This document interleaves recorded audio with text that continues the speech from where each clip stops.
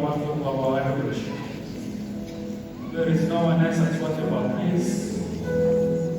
No one else that's worthy of our praise. Our worship, the worthy of our worship. Only you are worthy.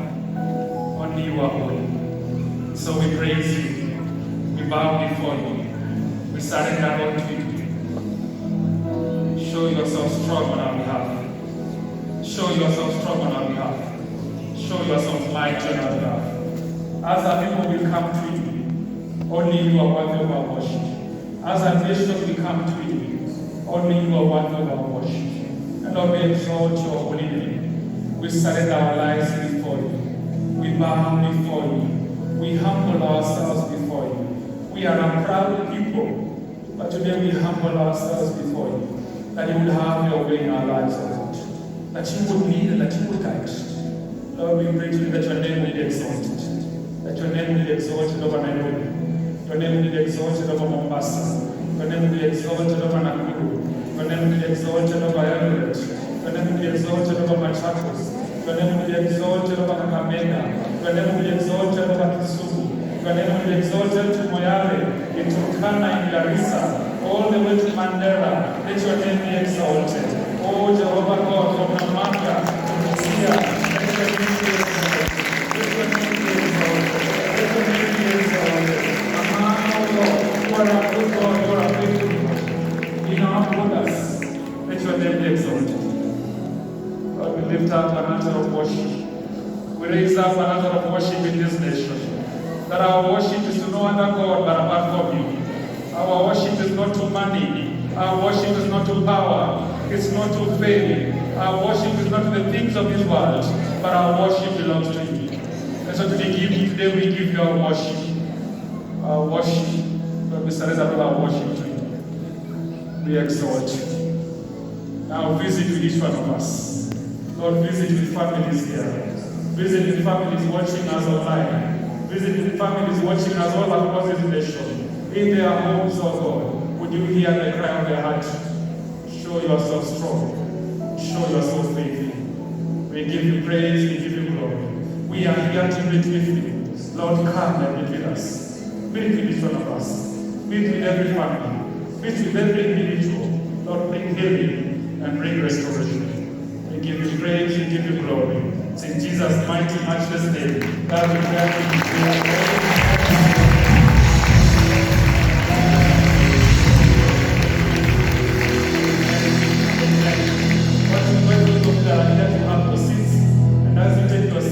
Let's celebrate and welcome those that are watching us online, that are watching us on TV. Let's put our hands together, let's give them a warm welcome as they join us in this service. We have not been here in 2 years, and so it's really a joy for us to be back here at KICC. In 2017, before the election of 2017, God gave us a burden. God gave us a burden to raise up an altar of worship in the city of Nairobi, to raise up an altar of worship in the nation of Kenya. We didn't know that we would go into a time when the elections would be contested in court and annulled, and we would have to go into a second election. But through that season, God saw us through, and God carried us through. And so every single year we have gathered for a time of worship. During the COVID pandemic, we couldn't gather physically, but we still gathered online for a time of lifting up an altar of worship in the nation of Kenya. And what a joy it is for us today to be able to gather together once more and have so many others online and watching us in their homes. What a joy and what a blessing. Let's celebrate God's goodness.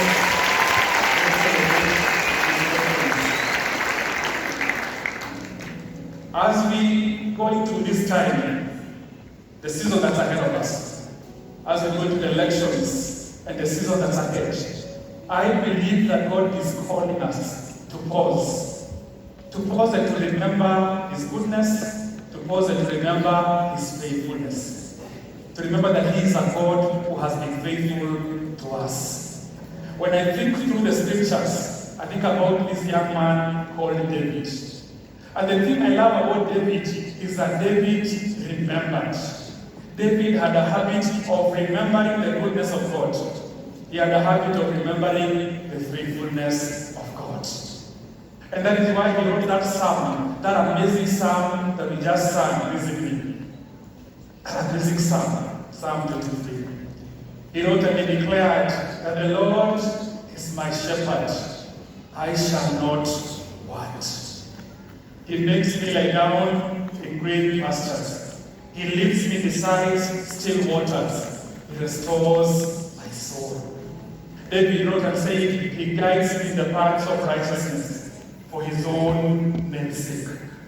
He went on and wrote and said, even though I walk through the valley of the shadow of death, some version says, even though I walk through the darkest valley, I will fear no evil.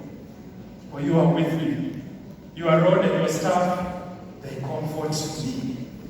And because of all that David had seen in his life, he then goes ahead and he declares, you prepare a table before me in the presence of my enemies. You anoint my head with oil, my cup overflows. And he goes ahead and declares, surely goodness and mercy shall follow me all the days of my life. And I will dwell in the house of the Lord. Surely goodness and mercy shall follow me all the days of my life. And I will dwell in the house of the Lord forever. You see, David had grown up taking care of sheep. As he took care of these sheep, there in the pastures, there he was confronted by the lion and the bear. God granted him victory over the lion and the bear. There he was confronted by many challenges, many difficulties, and God granted him victory.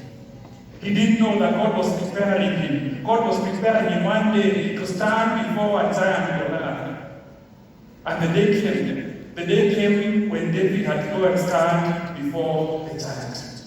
You see, what happened in this moment was that for 40 days, the Philistines would come out, and the giant would come out, and he would call out the Israelites and say to them, give me a man that can fight me. And if he wins, then we become your slaves. And if I win, you become our slaves. For 40 days, this same thing kept repeating itself. This scenario kept repeating itself. Until this young man, David, shows up. And as David shows up, he's taken to the king. And the king says to him, this man has been afflicted all his life. You are only a young man. You are only a child. But David remembered. David remembered what God had done. He remembered the faithfulness of God. He remembered how God had fought for him there in the wilderness. He remembered how God had shown himself faithful on his behalf. And because he remembered, he was able to face the giant once more. It's not David's stone in a sling that threw that giant down. It's the faith that David had that God was able to make a way. It's the faith that David had. He had faith in a God who can be depended upon. He had faith in a God who can be relied upon. You see, David had learned a heart of worship. He had learned in those times of encounter, he had learned that this God would be depended on. He had learned that God was good, that he was faithful. And that's why David declared in that matter, he declared and he said, all those gathered here will know that it's not by sword or spear that the Lord saves, but the battle is the Lord's. The battle is the Lord's. You see, David had a habit of remembering the goodness of God. I want to challenge you this evening to remember what God has done in your life. God has sustained us as a nation, sustained us as families through the pandemic. God has watched over us over this COVID pandemic. There are so many in the Western world. They say that, you know what, when this pandemic hits Africa, they will be falling in the streets like flies. They will die in droves. But you know what happened? God put a hedge of protection around us. God watched over us. God put a hedge of protection around us. And God sustained us through this pandemic. When you think back to the history of this nation, God has seen us through difficult moments. God has seen us through difficult times. God has seen us through times when we thought we would not make it, God has been faithful. He has been a good God. In 1978, when our founding father passed away, God saw us through. In 1992, when we had all these tensions, God saw us through. In 1997, when we had all these challenges and difficulties as a nation, God saw us through. In 2002, when the former president was retiring, and we didn't know what was going to happen, you know what happened? God saw us through. In 2007, many of us remember what happened in 2007. We had all these tensions and this violence that came up in this nation. But you know what? In 2007, 2008, what happened? God saw us through. In 2013, we had an election. Our third president was retiring from office. In the difficulties and the tensions of that season, what happened? God saw us through. In 2017, I remember we gathered here on the Friday night before the elections, had a time of worship, and with all the difficulty, 2 elections down, what happened? God saw us through. He is a good God, one of our faith and one of our faith. He is a faithful God. He remains faithful. When you think about it on a personal level, you and I can remember moments when you thought you could not make it. Moments when you thought you were to a very end. And God carried you through. God saw you through. You know, for me, when I come into this building, this guy you see, I remember as a little boy being brought by my dad to come and take a photo. That famous photo, holding the top of the garage. It's amazing when God takes you back into a moment that reminds you of how far you've come. Each one of us, if we are honest in our reflection, we can look back and see the goodness of God. And so in a moment that is filled with anxiety, in a moment that is filled with tension, and the fear of what could be in this coming week, I want to challenge you to remember the goodness of God, to remember the faithfulness of God, to remember the promises of God. Remember that He is a God who can be depended upon. As we navigate through this election, I've been in so many places where people have said, which side are you?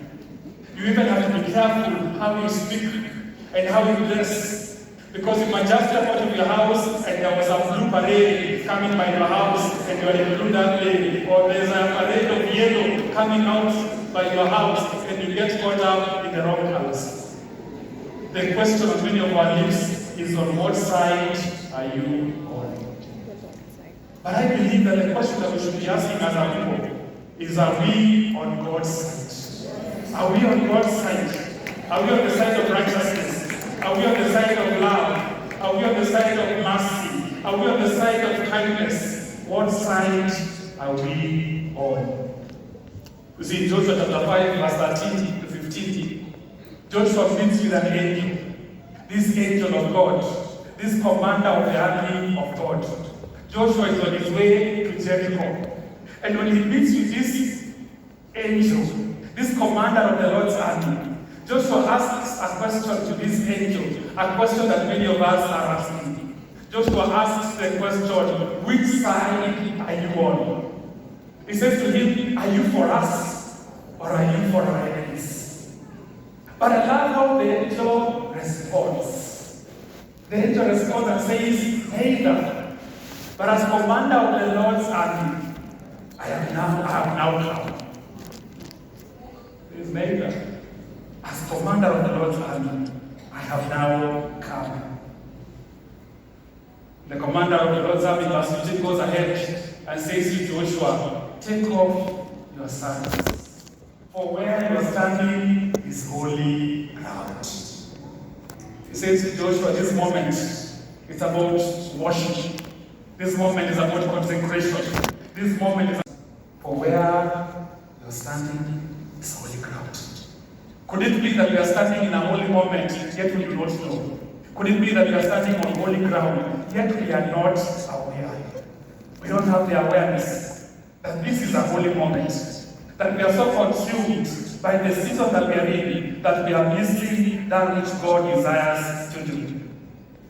You see, God said to Joshua, He said to him, let the Israelites go around the city of Jericho for 7 days. He said, let them go around the city of Jericho for 7 days. For the first 6 days, go around the city 1 time. But on the 7th day, go around the city 7 times. And so here the army came with the priests ahead of them, and they marched around the city. And as they marched around the city, I can imagine the people of Jericho came out of their houses to see what was going on. They peeped out of their windows, wondering what this Israelite army was doing. Then the second day became again. I can imagine by the third day, it was the trending news on Jericho media. It was now news. At noon, come and see these Israelites as they make this parade around our city. Maybe there were even analysts who were called to come and analyze why this Israelite army was marching around this city. They started analyzing what was their speed, how long would it take them, how many days would they keep up. Maybe there were so many stories about these people marching around the city of Jericho. As they marched around the city, it was an act of obedience. And on the 7th day, they marched around the city. And the 7th time, they let out a mighty worship. And the walls came crumbling down. The walls came crumbling down. But you see the thing about these walls, that these walls were so thick, a chariot could actually be drawn on top of those walls. But you see, when we lift up a voice of worship, when we lift up a praise, when we choose to honor God and to walk in obedience, God fights on our behalf. He intervenes on our behalf. It's not by might, it's not by power, it's by His Spirit. It's not by might, it's not by power, it's by His Spirit. God is with us. He is for us. He has gone ahead of us. Can you say that with me? God is with us. He is for us. He has gone ahead of us. And I am so convicted that God has not brought you this far to abandon you. That God has not brought us this far as a nation to abandon us. He has not brought us this far to abandon us. In Proverbs chapter 14, verse 34, it says, righteousness exalts a nation, but sin is a reproach, a disgrace to any people.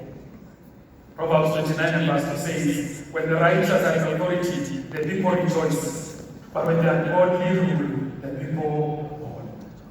God is calling us to a place of obedience, a place of walking in righteousness, and doing that which honors Him, even when it seems foolish. Even when it seems foolish. He is inviting us to walk in righteousness. There is a little baby. This little baby was abandoned by the mother. The baby started growing sickly. By the time the baby was found, he was in such ill health, malnourished, so sick. There was a couple that had been looking to adopt a little baby. When this baby was found, this couple gave of themselves and they took in this baby boy. They took this child to school. And as this young man, this little boy started going to school, one day they had a competition in their school. And they were required to each bring a photo of themselves when they were baby. And they would have a competition of telling a story about themselves when they were babies. When the mother heard about this competition, she said to her husband, our son cannot take part in this competition. Because the only photos we have of him as a baby are when he was so sick and so malnourished. The husband said, no way, men are so competitive. He said, I'm going to get a photo of one of our nephews and I'll give it to him. And he can go and pass this photo as his own. And he can go ahead and tell a story. The day before the competition, the mother had to go on a trip. to work. And so she left having given firm instructions that this little boy should not take part